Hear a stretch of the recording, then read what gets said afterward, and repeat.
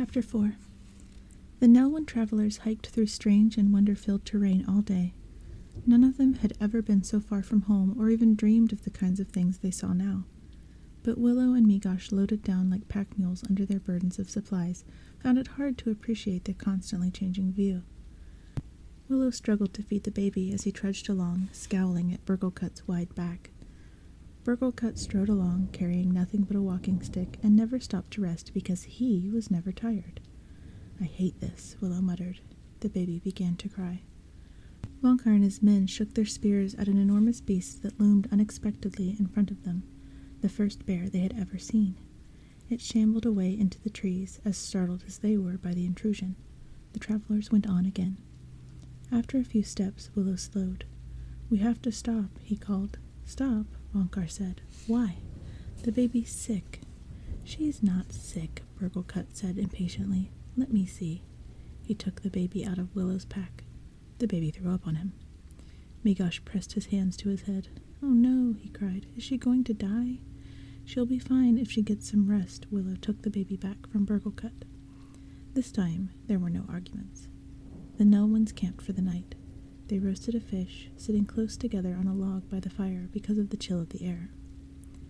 Migosh played his flute while Willow wiped the baby's feverish face and sang her a lullaby. He held her close, stroking her downy hair, and whispered, "You're feeling better, aren't you?" The distant howl of something that might have been a wolf or a death dog made them all look up suddenly. They huddled closer together on the log, closer to the fire, feeling the darkness grow deeper around them. They set out again the next day, stopping more often to rest for the baby's sake. They halted by the edge of a wide road to eat their midday meal. Willow felt his spirits rise, knowing that they were in Daikini lands now, and soon their journey would end. As he patiently changed the baby's rag diaper, the sound of hoofbeats echoed down the road. Catching her up, Willow scrambled down the embankment into the bushes with the others. A band of Nockmar soldiers thundered toward them, with 2 slavering death dogs running beside them. The soldiers halted almost in front of Willow's hiding place. A solitary rider, a Nockmar officer judging from his uniform, rode toward them from the other direction. He reined his horse in and spoke with one of the soldiers while the rest of the troop rode on. "The Nelwyns have the baby," the soldier reported. "We searched their village. A group of them are on the road somewhere." "Find them," the lieutenant ordered. "Widen the search and report to Sorsha." They lashed their horses and galloped on. The Nelwyn band huddled in terror among the bushes. "Let's go back," Willow cried, clutching the baby tightly. Migosh nodded. "We'll take the baby with us." "And lead those soldiers back there?" Wonkar demanded. "They'll destroy our village. Our orders are to go to the crossroads. Come, we'll keep to the woods." Gathering up their supplies, they headed off into the underbrush. Another exhausting day of hiding and struggling on through the strange lands went by. At last, Wonkar stopped and pointed. "That's it, the crossroads." They went on, more cautiously than before. The Daikini crossroads was not a place with a good reputation. Wonkar and his men moved out into the open first, looking around them at scattered wagon parts, odd rubbish, and at the scaffold that dominated the meeting point. Flies buzzed around in the silence around the 2 cages that hung from the scaffold. Cages large enough to hold a Daikini. They were both occupied, or had been. All that was visible in one was a heap of rags. The other held a half-clothed skeleton. One bony arm hung from the cage, forever pointing down. Wonkar didn't bother to investigate either cage more closely. "It's all right," he called. "Come on." Willow and Migosh emerged slowly from the bushes, staring at the grim spectacle with wide eyes. Willow glanced away along the deserted road and back again, shivering with more than the cold. "Where's Burglecut?" he asked. They all turned, searching, and found their leader still cowering in the bushes behind them. Suddenly, Willow felt better. The Nelwyns made camp below the scaffold, glad when darkness finally hid the stark reminders of Daikini cruelty from their eyes. Willow set up a makeshift crib for the baby, trying not to hear too much of the eerie sounds of the night. "It's going to be all right, little Bobbin," he said softly. A hoarse snarl filled the darkness. Willow leaped to his feet in terror and stumbled back under one of the death-filled cages. A hand reached down out of the night and yanked him off the ground. Willow screamed. The baby began to wail. The other Nolan stood frozen, gaping in amazement as a haggard daikini slowly emerged from the pile of rags in the cage above their heads. He glowered down at them, his unshaven face looking like a demon's in the ruddy light of the fire. He held Willow suspended in midair. "Get me water, Peck, or die," he hissed. "I will. Water. Anything you say," Willow gasped. The prisoner dropped him. Willow scrambled to the baby, picked her up, and rushed to safety behind Bonkar and his warriors. Their spears shone in the firelight, pointing at the cage. "You weaselly little Pecks," the prisoner snarled. "Give me water." He thrashed furiously inside the cage, hitting his head on the bars as he reached through them. He collapsed again, silent and exhausted. "That's a daikini," Burglecut blurted. "We're in luck." Willow held the baby closer. "We can't give her to him," he said indignantly. "Somebody put him in there for a good reason," Migosh pointed out. Burglecut grunted impatiently. "Off good. We've got to get rid of her. Those soldiers are after us." "Shh," Migosh whispered. "He's looking right at us." They broke off talking and looked toward the cage again.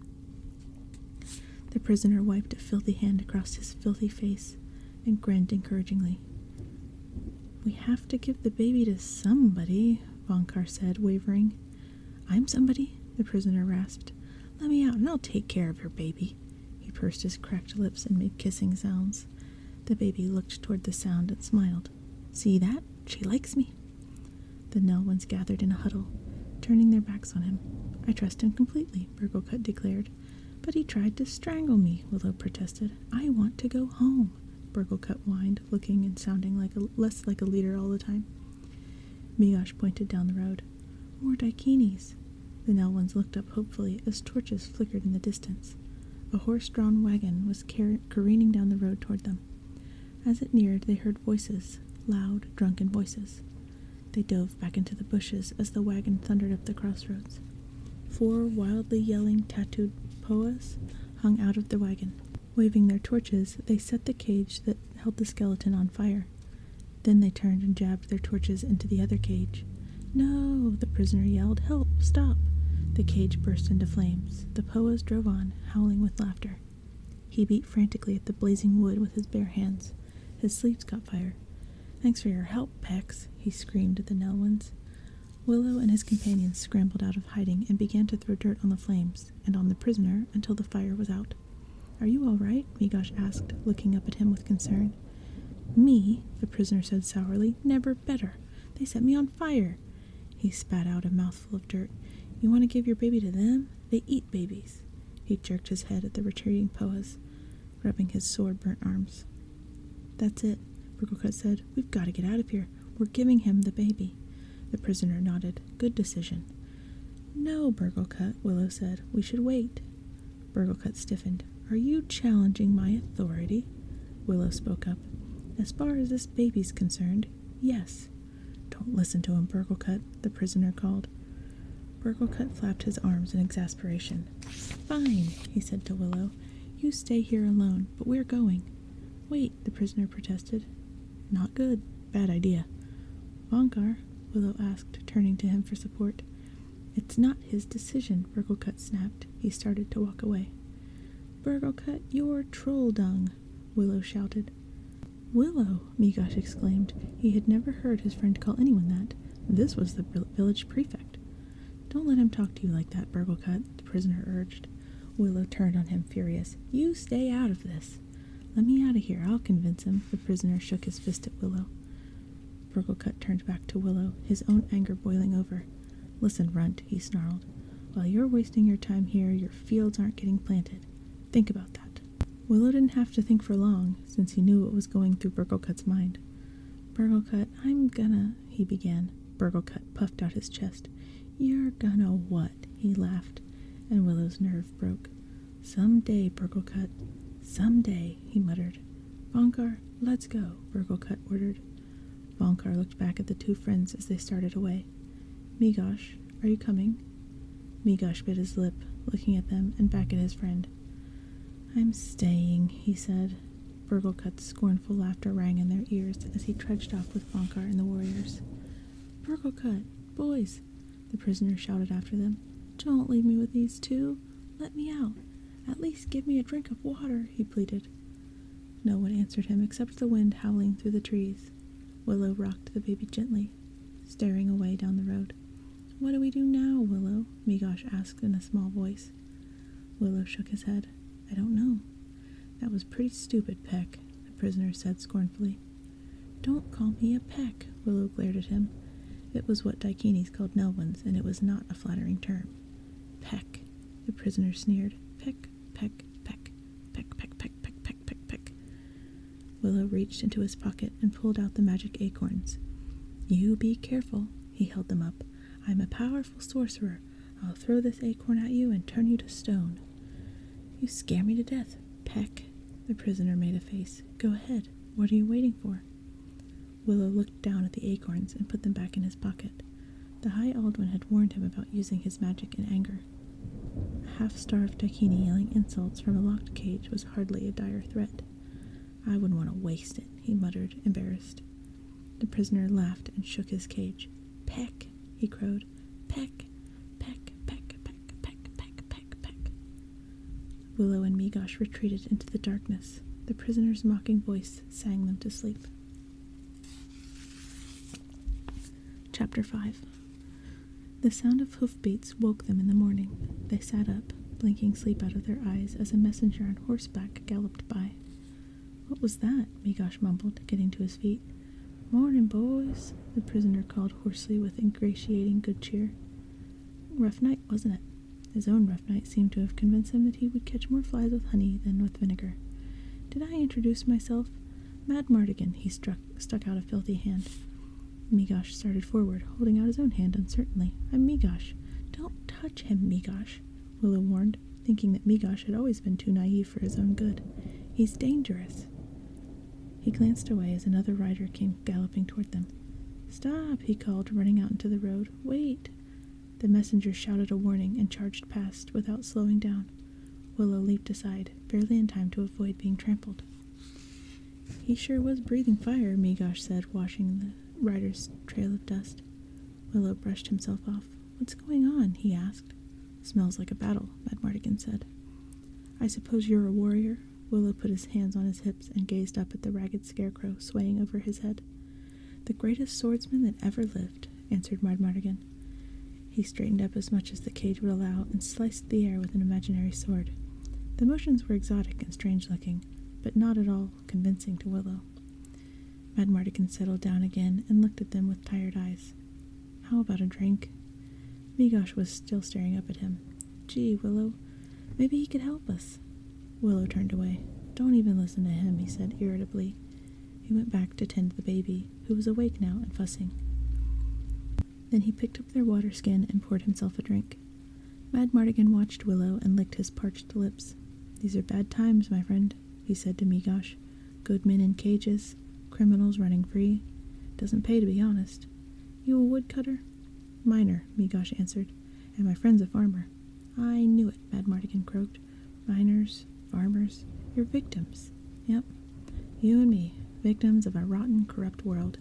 He pressed his forehead against the bars and began to make a sound that at first Willow couldn't identify.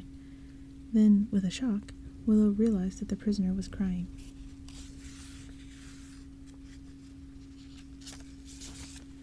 Willow stared at him for a long moment.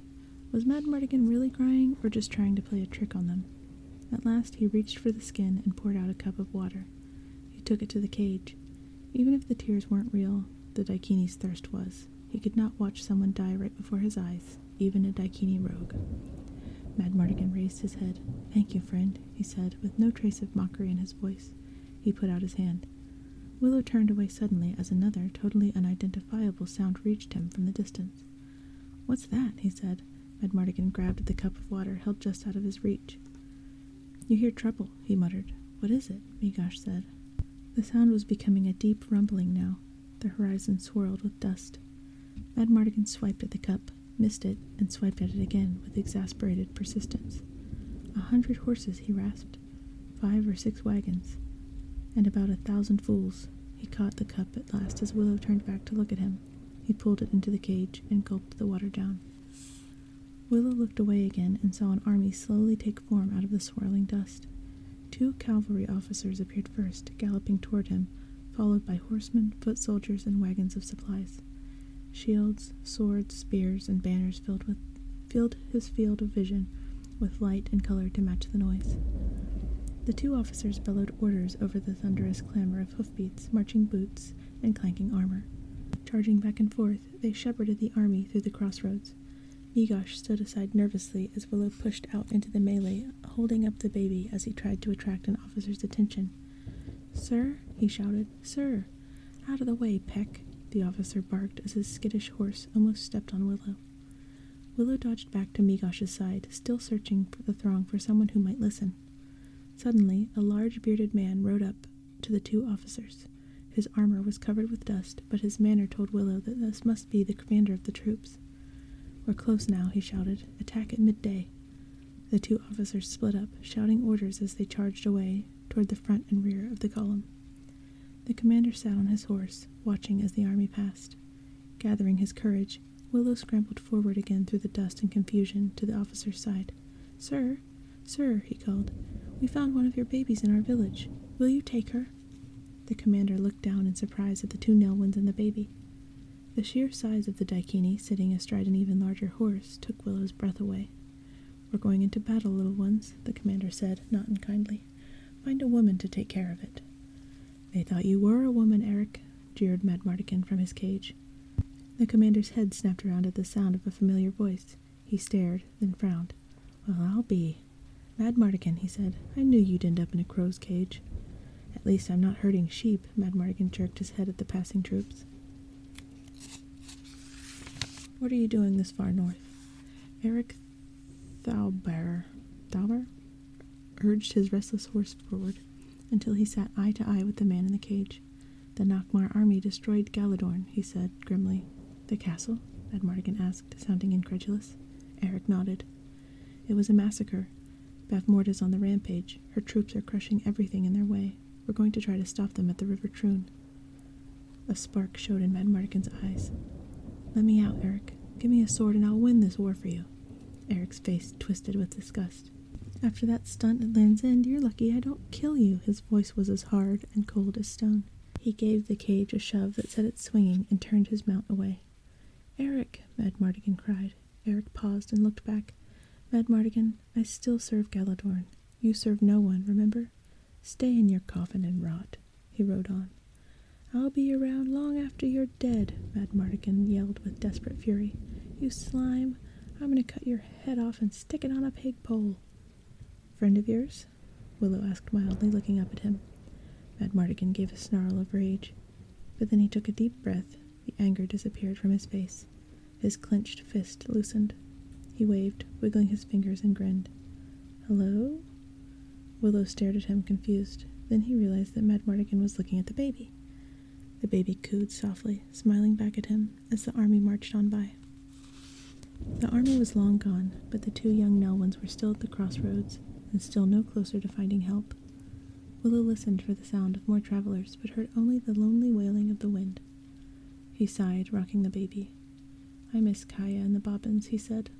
Migosh looked up from tending the fire. "Willow, we're running out of food.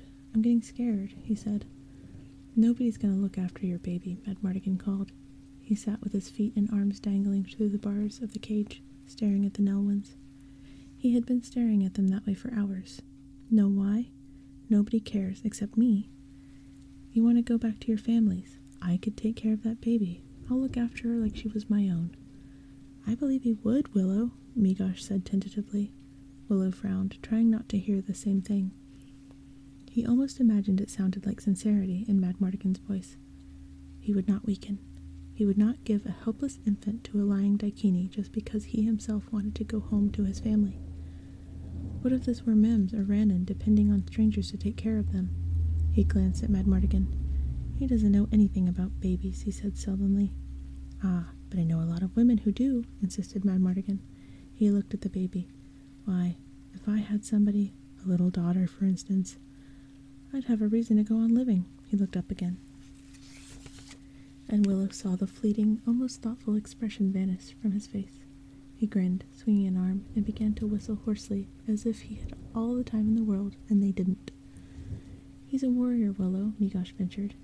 "You can't let me die here, when all I want to do is protect her." Madmartigan held out his hands to them with an earnest, slightly desperate smile. Willow touched Kaya's braid, biting his lip, and looked at the baby, then back at Madmartigan. At last, he nodded reluctantly. Migosh rushed over with an axe and hacked open the chain on the cage, dumping Madmartigan out onto the ground. Willow stepped forward, carrying the baby. "You gotta promise to feed her," he said, his throat tight. Madmartigan got to his knees, brushing himself off. Willow half expected him to simply leap up and run off, and half wished he would. But Madmartigan grinned and held his arms out to the baby with surprising good cheer. "Come to Daddy, little darlin'. And keep her clean," Willow ordered. "Absolutely." Madmartigan took the baby carefully. "You like Madmartigan, don't you?"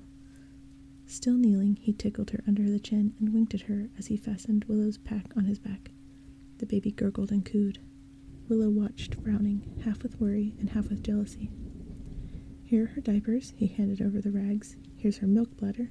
"Any milk in there?" Mardigan asked. "It's for the baby," Willow snapped. Madmartigan looked at him. "I wouldn't steal milk from a baby," he said, annoyed. "You worry too much, Peck." "Willow," Migosh corrected. "I mean Willow," Madmartigan repeated, without sarcasm this time. "You've done the right thing." Willow took the baby from Madmartigan, held her one last time, and kissed her. "Bye," he said softly. He settled her into the pack on Madmartigan's back. Madmartigan climbed to his feet a little unsteadily and shrugged the pack into a more comfortable position. Then he gave them a jaunty salute. "Goodbye, boys." He swung around and started off down the road. "Please take good care of her," Willow shouted after him. Madmartigan looked back. "I give you my word of honor." He waved. Migosh sighed with relief and began to smile, but Willow frowned until Madmartigan was out of sight, still not convinced that his choice had been the right one. Migosh pulled at his arm, tugging him around. Before Willow could bring himself to take a step, Migosh was half a mile down the road in the other direction. "Migosh!" Willow cried, running after him. "Slow down!" "Come on," Migosh called. "If we hurry, we'll be home by tomorrow morning. I can't wait to see the expression on everybody's faces. We'll be heroes." "You really think so?" Willow panted, catching up with him. "Sure," Migosh nodded. "Look, it's Willow and Migosh. The heroes have come home." "Welcome back, boys," Willow chimed in, getting into the spirit of it.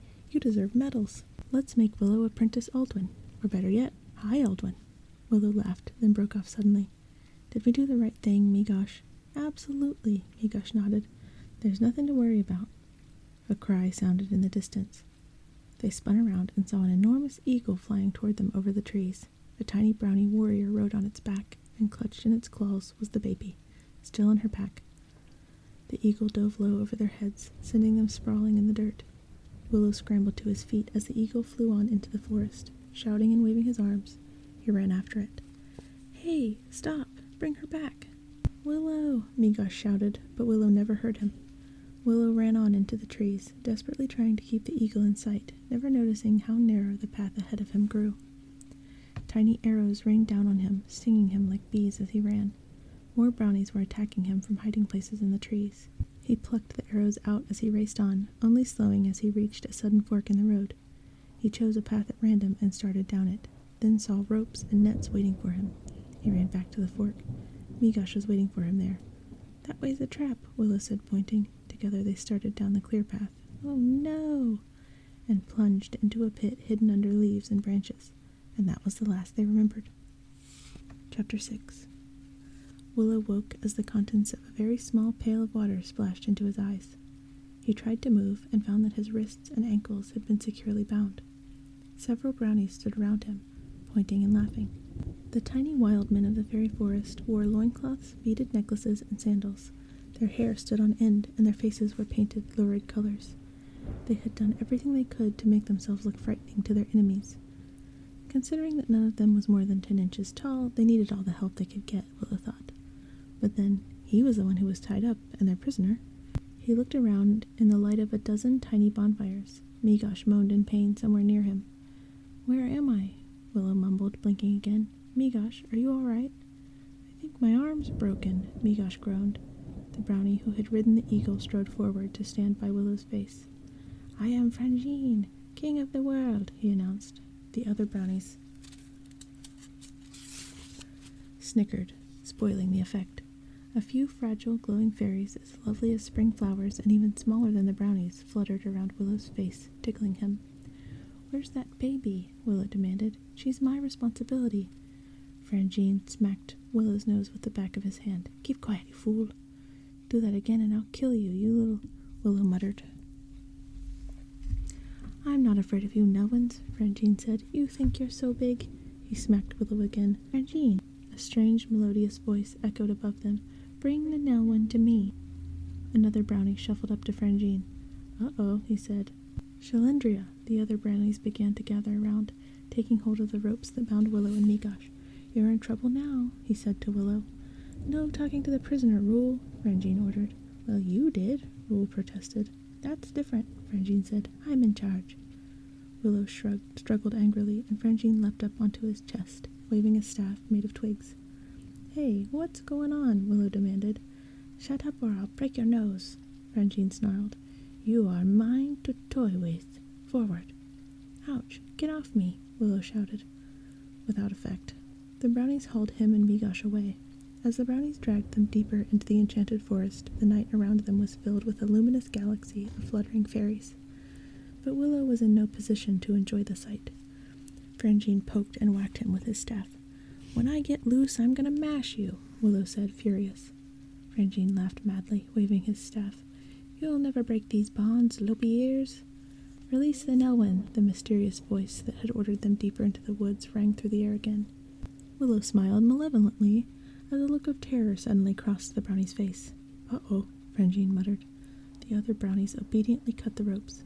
Willow jumped to his feet, towering over them, and they scattered into the underbrush like squirrels. He turned back when a strange glow began to pulse behind the trees. "Welcome to my kingdom," the voice said, seeming to come from everywhere at once. Radiant beams of light pierced the forest around him, illuminating a cradle and the lost baby peacefully asleep inside it. Willow ran to her side as a beautiful woman materialized inside the blinding light. "I can't see anything," Willow murmured. The glow had become so intense that he couldn't make out the woman's form. "I'm sorry," the voice said.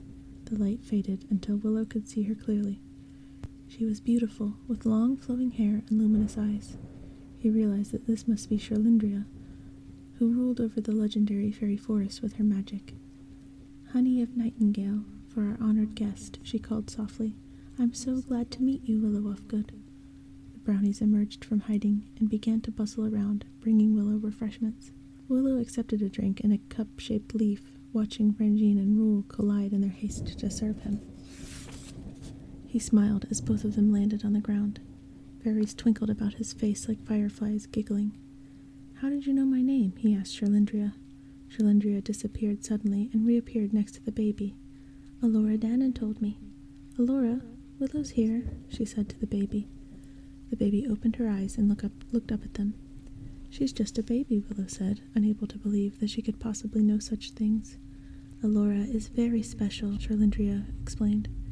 "She is the daughter of the sun and moon, the future empress of all kingdoms." Willow smiled. "That's a relief. Now I can go home." "No, Willow," Shalindria raised her head.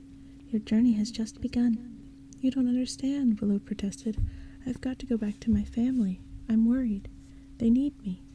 Shalindria shook her shining head. "It is you who don't understand, Willow. Alora Dannon has chosen you to be her guardian." She lifted her hands, and the baby drifted up out of the cradle, floating in the magic cloud of light. "Me?" Willow asked in disbelief. "Yes," Shalindria nodded. "She likes you." Willow caught the baby out of the air, afraid she might fall. Shalindria flickered out of sight and reappeared again. She held a wand in her hand now. It looked like a simple twig, but as she held it out to Willow, Willow could feel the power radiating from it. "Here," Shalindria said, "take my wand to the sorceress Fin Rizel. She will help you take Alora Dannon to the kingdom of Tirazleen, where a good king will look after her." "Why can't you do it?" Willow said. "You've got magical powers." Shalindria shook her head again sadly. "I wish I could, but my presence cannot extend beyond these woods." "You need a warrior for a job like this," Willow objected. "I'm a nobody." He looked down at the baby. You don't want me, Elora. Looking up at Shalindria again, he said, Tell her. I'm short, even for a Nelwyn. He heard indignant grunts and glanced down at the brownies frowning up at him from below. The glow in the air intensified so that Willow backed away, clutching the baby tightly. Elora Danon must survive, Shalindria said, her voice ringing. She must bring about the downfall of Queen Bavmorda, whose powers are growing like an evil plague. Shalindria whirled around him like a golden wind. Then suddenly there was silence and total darkness. Willow stood alone in the dim moonlight, holding the baby. Hello? He called, his voice trembling. Shalindria's voice echoed out of the darkness. All creatures of good heart need your help, Willow. Soon Bavmorda will control the lives of your village, your children, everyone. One by one the fairies winked on again, flickering among the branches overhead. Shalindria reappeared out of the darkness, a great shining presence among the trees. Again she offered him the wand. The brownies crept out of hiding. Willow felt all their eyes on him. I cannot make you go, Willow, Shalindria said. The choice is yours.